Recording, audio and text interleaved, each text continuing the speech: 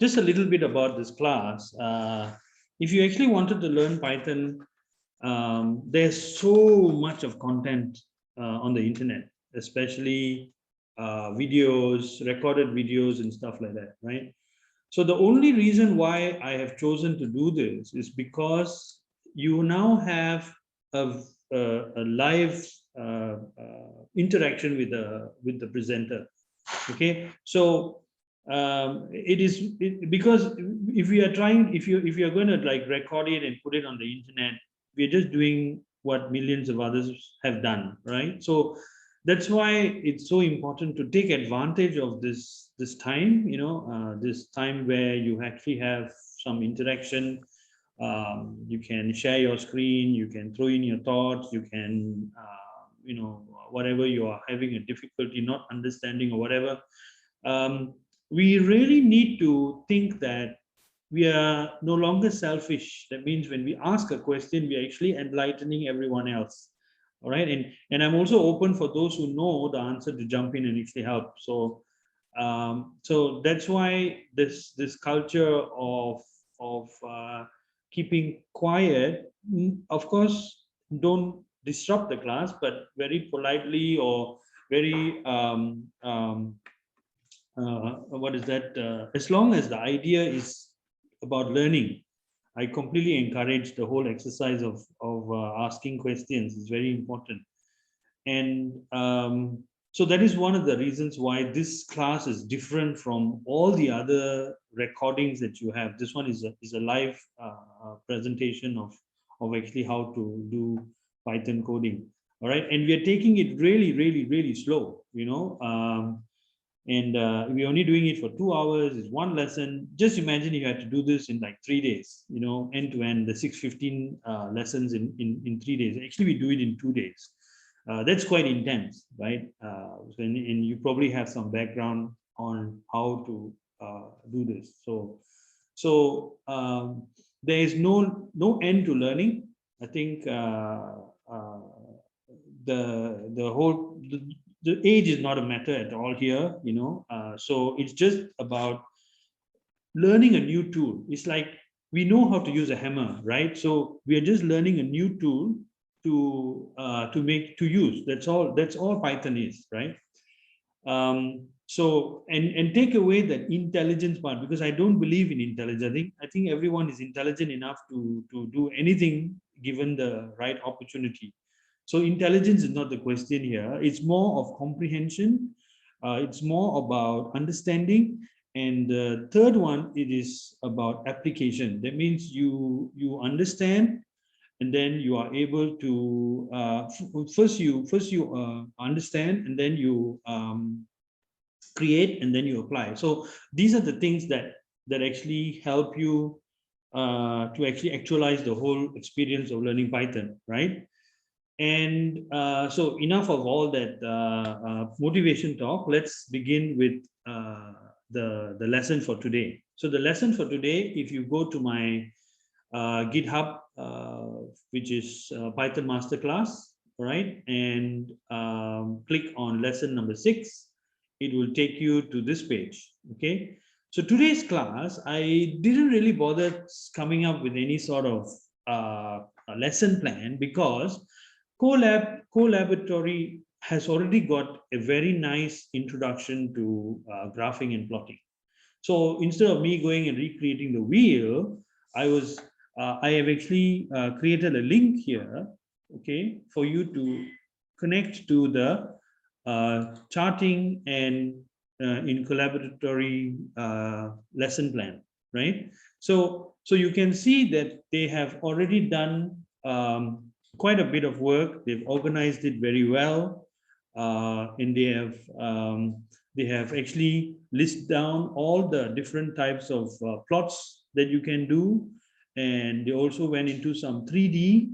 And then after looking at 3D plots, they actually went into different libraries. This Matplot library is just one particular library for plotting. All right, you got Seaborn, LTAB, Plotly, Bokeh.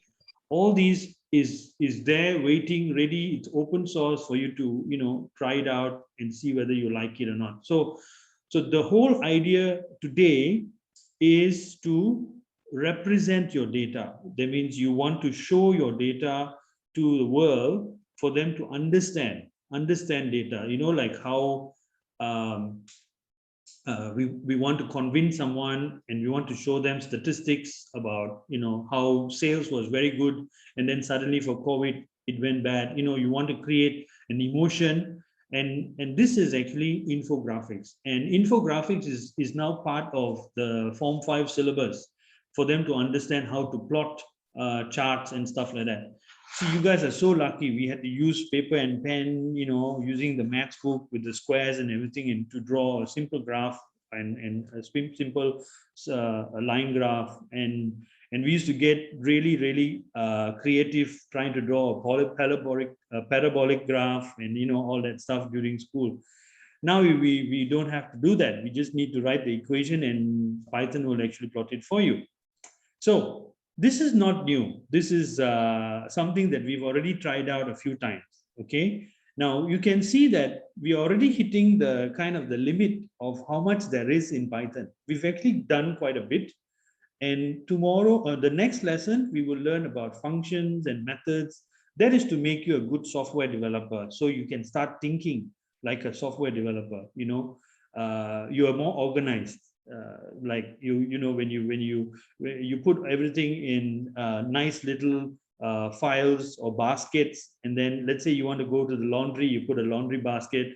Then when you want to go to the market, you have a market basket. So like that, you try to organize all your work, and it becomes easier. So when you want to go to the market, you just take that basket and go, you know, and you want to go to the laundry, you want to do your laundry, you just take the laundry basket. So that's what functions and classes and methods and all of that actually do. They actually help you organize your code.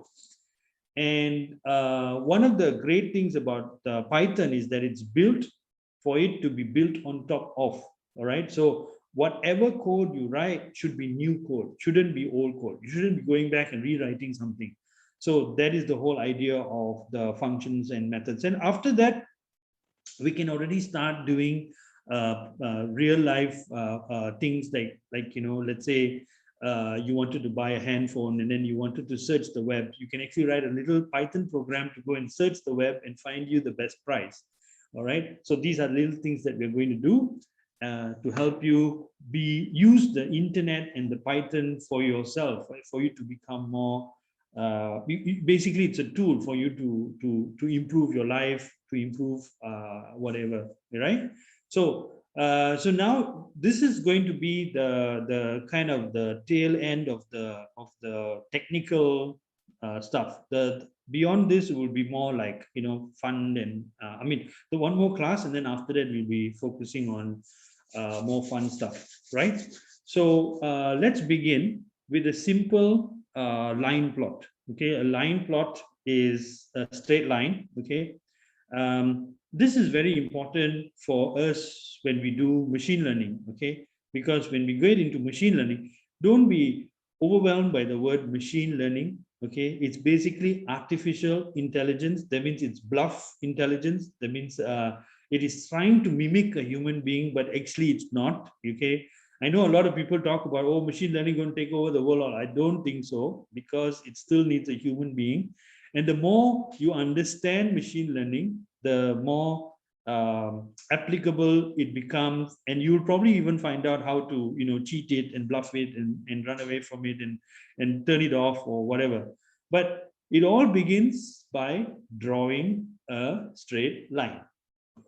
Because when you draw a straight line, you are actually beginning to see the pattern of or the behavior of that particular data set, right? So they have a data set here which is going from 1 to 9. Okay, so you can see that they have created it in square brackets.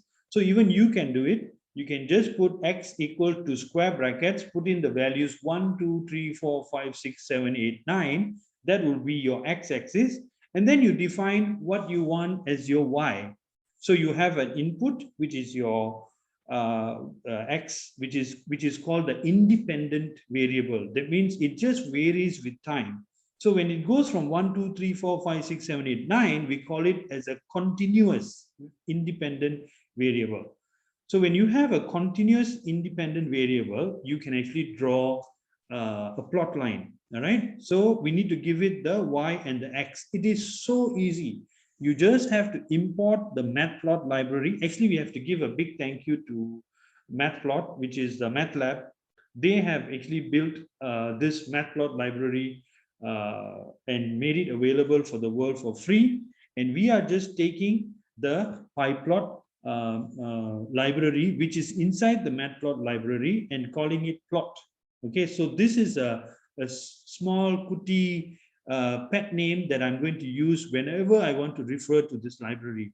Okay, I don't even have to do this as I can just call Matplot library right here, and dot plot will allow me to plot the chart. Okay, so I have plot. So when I do dot plot x y1 and x y2, and you can see line L and line H. All right, it's automatically given it a different color. We can control all of these things, and then do PyPlot, and there you go, you have your graph. So everything is available. Whatever you want to do, you want to label the y-axis, you want to label the x-axis, you want to put the ticks. Now, what is important is understanding how to figure out these like this is a legend. Okay, so I can actually specify plot legend. So I can even place the legend outside the chart. I can place the legend inside the center, at the bottom, everything. There's so much of functionality available for you to massage this. So how do we know? As one of the things that we will learn in the next class is how do we learn what is inside, what it can do. Okay, so I'm going to start running it now. I'm going to connect to my colab directory. So all of you, so if any one of you finding it difficult to get here, please let me know. It's just about clicking this link and you will come to this page. All right. And what I have in the lesson is some data. Of course, everybody is talking about COVID, right? So the assignment would be to do this project. Okay. And I will show you how to do this project, so don't stress. So now I have connected and I'm going to run this particular lab, and you can see this is how we actually draw a line graph. Okay, so I can do other things. If let's say I wanted to know more about so I can do help plot. All right, so let's see what does it do. So you see, it gives you a bunch of information. Oh my God, it's just too much information. Sometimes it's just too, I kind of lost my cursor, but what is that? It's not a simple library, it's a huge library, okay? And it does a lot of things, but of course we won't be using everything. We are just using like the topmost frequently. Maybe it was not a good idea to do that. But what I'm trying to say is that if you wanted help, you can easily get it by just printing print help plot. All right, and there's huge documentation available. Now, I just wanted to show you how to read the documentation. So once you understand how to read the documentation and apply it, then it becomes easier to understand how to understand any other what is there, any other function. So all the libraries that's available in Python is actually available for you to do this, and then you can start reading it. All right. So so here we are talking specifically about Matplot library, simply because I have called Matplot library as PyPlot.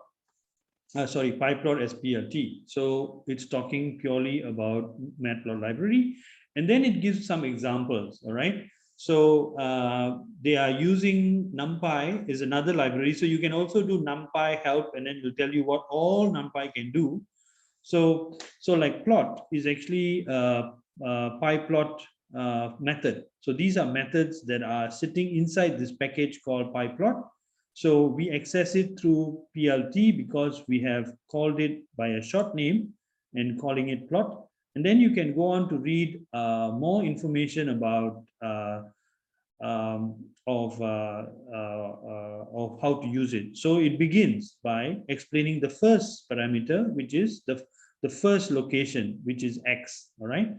And you can, it's array like. So that's where when you when initial classes I was talking about arrays, so you can give it like a list array, you can give it a tuple array, you can give it a dictionary, but actually it just likes a simple array.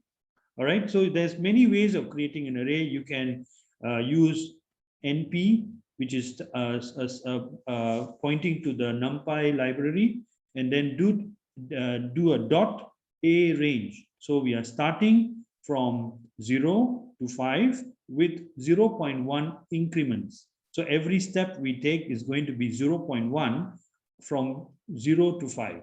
So that's how we generate X values. So X is now an array-like value. So we can also create an array simply by just creating it like this. So it doesn't matter how you create array, but what matters is that it should be like an array. So that is what they refer to here. So like that, when you understand something very basic like this, then you can slowly let your imagination grow, because all the other things will follow. So you can see they have some, so they are giving you different options. So like if X is an array like, then you can have X also a one-dimensional sequence. So you can see that just by changing the X, the function actually kind of morphs itself to fit what you want to do. All right. So that is one of the beauties of what is that? Python. All right. So try to understand the language, the syntax, because once you understand that, then it's like learning any language. You know, when you learn how to speak the words and everything, and it starts to make sense, then you're able to make sentences on your own. So this, you will see this very often. All right. You will see this KWARGS. Okay, it's nothing but keyword arguments. That means I can place, let's say if I wanted to place X in here, I don't actually have to put it in the first column. I can actually put it as, I can put it in the last column, right? I can put it in the last column, and I can say X equal to is also possible. So you can see that it's already pointing. So this is what it meant by a keyword argument. That means I'm calling out the keyword and I'm giving it a value. I'm not putting it in the location where it's supposed to be. So I can go into any function, just call out the keyword and give it a value. So I don't even have to follow the predefined positions. Okay, if I'm lazy, then I'll do this, because X is going to be, it'll automatically take X. If there is no keyword definition, it will take. So you can see here, label is actually a keyword argument. That means I'm saying that the line Y1 is actually, the label is line L. All right. And then for Y2 is line H. So this is what I mean by a keyword argument. So you can define only what you want, or you can put it in a specific space, right? So if you go into the help file, it'll tell you this huge array of variables, keywords you can use, but it's too much, right? So so it's easier to just find out what it is. So, and also like Matplot Library, the best is to actually go to the website called Matplot Library, and they have a website, okay? And in the website, you can actually get much better documentation, much clearer. You can dive into where is it? there are some tutorials, there's some examples, and this is the best way to learn actually, right? So every library that's available of open source that is installed from the PI organization, Python organization, is available for you to copy. So don't feel shy about copying other people's code, because nobody has got the copyright over this content here. The reason why they've made it available and published it is for you to use. So there's no copyright issue or anything like that. And nobody learned programming without copying someone else's code. You can't you can't write code without actually knowing a little bit about how to code. So that is the philosophy here. So it's about sharing. All right, so that is a little bit about the Matplot library and how to draw the line graph. And then after that, you are basically on your own, because you can do whatever you want. And it's as simple as, see, like here, when you do plot, right? When you do PyPlot, and it's going to automatically pick up a line graph, right? But for all other graphs, we have to specify whether we want a bar or horizontal bar or so on and so forth. So you can specify a bar plot simply by using the same, or here you have different data sets. I think they want to see the difference in height, okay? And so I think there is a bit of an overlap here in terms of X and Y. So they are plotting both on the same chart, blue bar and green bar. So that's why there's a bit of an overlap here. So you can do stuff like this, all right? So it's just as simple as calling it the bar. Now, I teach a lot of data infographics tools like Tableau, Power BI as well. But the thing is, it's not about actually drawing the plots. It's drawing the plots is the easy part. The more difficult part is to try to understand what the plot is actually trying to convey. What message is it trying to convey? So I think there people need help in terms of, why I should use a line graph against a bar chart, right? What is the difference? What sort of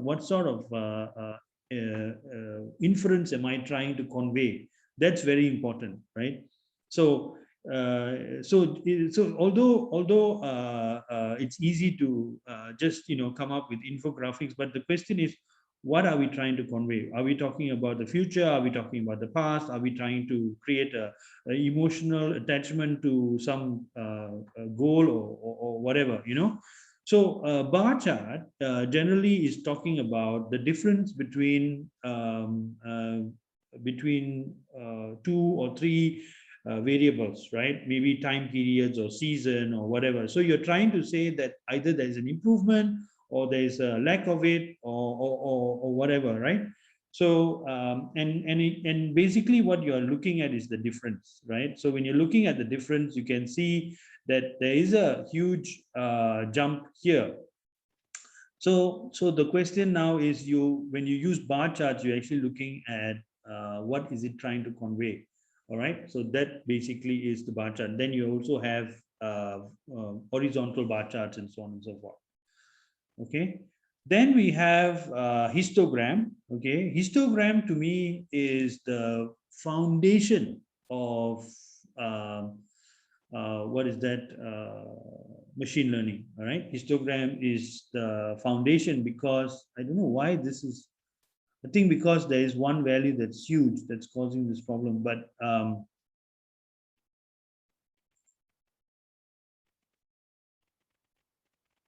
right. So I'm surprised why this is not showing very well. Anyway, histogram is the easiest way to understand your data set. So the diagram that I draw whenever I have a data science project, the first thing I do is I do a histogram. Now, what does the histogram tell me? The histogram tells me how good my data set is, because I told you in the in the data handling, we talked about, standard deviation and means and medians, right?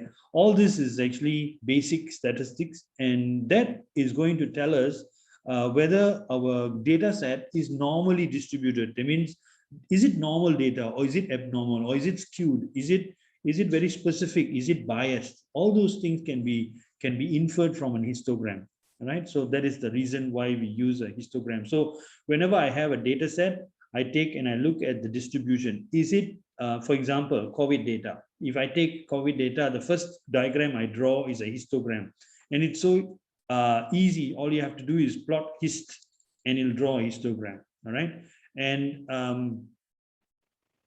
I think let's just comment this out and comment this out. Draw. Yeah. So you can see that. So this distribution here is an indicative of how balanced it is, right? So if, let's say, this was the distribution of ages, or like children to adults, all right? So obviously the people in the middle is going to be a lot more, like the teenagers, the adults, and the middle age. They're going to be a lot more of them. So if this is a very nice, curvy, equally distributed, without any distortion, then I know my data set or my sample size is very good. All right. So that is what the histogram is telling us. That means that the data set is quite good. But don't be fooled, because this is a random number generator happening here. All right. So you can see they are using NumPy random generator. They're giving it a index of 1000 integers. So they have created 1000 integers, and they have created an array based on that, and that's what we are plotting, and we are putting it into bin. So this is a random graph, but in real life, you can actually see whether at a very high level whether the data set is normally distributed. Now, why do we look at the distribution of the data set? Is because if you put garbage into your machine, you're going to get garbage coming out. So we try to either go back and get a better sample, or try to massage the data set. Massage in the sense that not delete, but use some sort of mathematics to improve the distribution. That means somebody is making a lot of noise, you just turn down the volume so that they don't influence the data set as much. If, let's say, you got too many pictures of cats, then we try to reduce the number of cats and make it available for all other animals. So like that, we get a balanced idea. So we're always moving towards a more general intelligence. We're not talking about abnormal stuff. We don't like abnormalities. All right. So histogram actually tells you that. Okay. This is a scatter plot. Okay, a scatter plot is it's another way of describing your data, especially when you have when you don't know your data set and you want to look at if there is any relationship to scatter plots. I can tell you. I think I showed before how linear equation can be the same for abnormal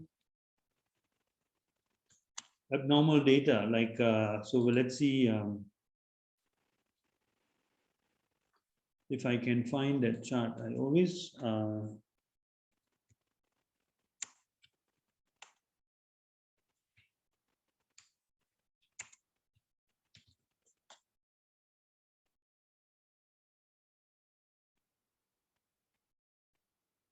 I don't seem to have it now, but anyway, this is a very well conducted data set. I mean, scatter plot. But basically, a scatter plot is telling you whether there is any trending, or is there any relationship between the y and the x, and I think we will do that in the coming lessons. Okay. Then we have stack plots. Okay, we also use this in machine learning, especially when we let a machine learn. We look at the amount of area under the curve to see how well it's doing, because it should use up as much of the area given.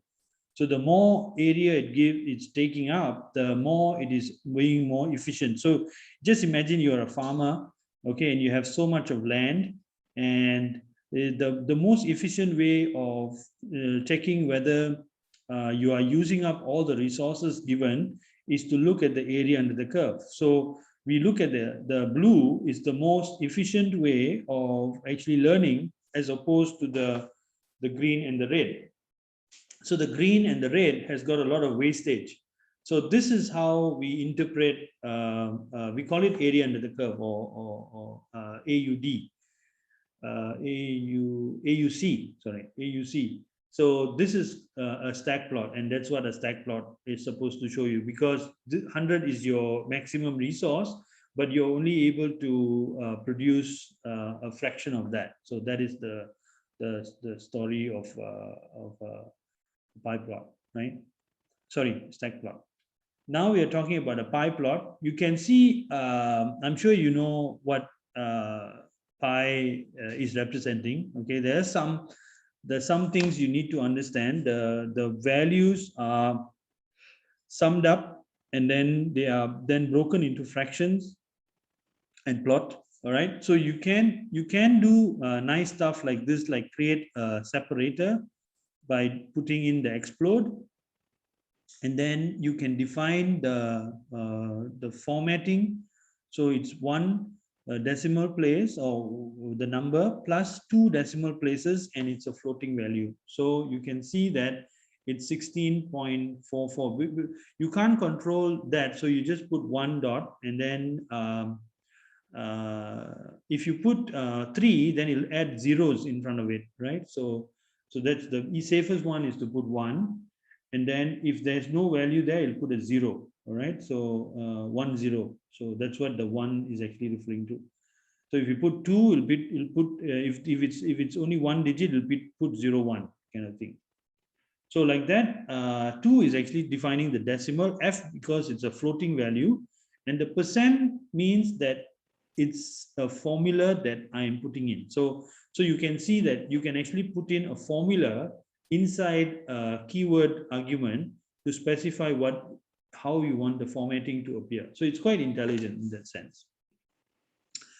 And then start angle 90 degrees. You can put in the labels. You can see that the labels can also be an array. Okay, but this array is actually 3 different values. So it is smart enough to pick it up as 3 different values, right? Because but it must coincide with the sections, and it must coincide with the let me just check whether this works. Yeah, it works. So it's interesting how they have actually created 3 variables inside one with 3.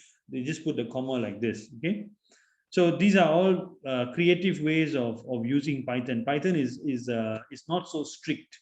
Okay, so that's why everybody loves Python. Python's so easy. Python's so easy. Yeah, but because we come from the abuse, we have been abused by Java and all these C++ and all. So Python is definitely easier, and it is not so strict, because if you did that in Java, it will throw up a lot of errors, tell you that you're not not educated enough and all that stuff. So but you don't have that sort of problem in Python. So when you read other people's code and you kind of figure out what's going on, then it becomes easier. All right, so pie chart, I think the only thing that you can say from a pie chart is the contribution of one segment against the others. All right, so this separation here is actually quite smart. It's saying that put a 0, 0.1 and 0. That means this. So that means there are 3, 1, 3 lines, right? So it's actually defining how you want to fraction this out. I don't know the exact details. I just play around with these numbers and I can see the chart changing back and forth. All right. Then what else? You have the title, the axis. All right. So that's it. Then you have fill between, which is another type of graph or area under the curve. And then you have another function called subplotting. This subplotting is very useful. Basically, you're doing more than one plot together. So you can see that they are actually creating a grid. All right. So the grid, they have given it position 0, 0, 1, 0, 4, 0, 5, 1, 4, 1. And that is actually telling you how the grid is going to appear, right?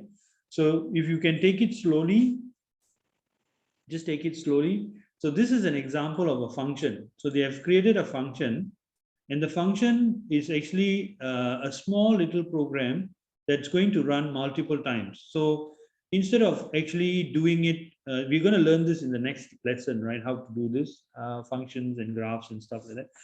So when you tab in, so everything that is in here is actually coming under this function because of the tab.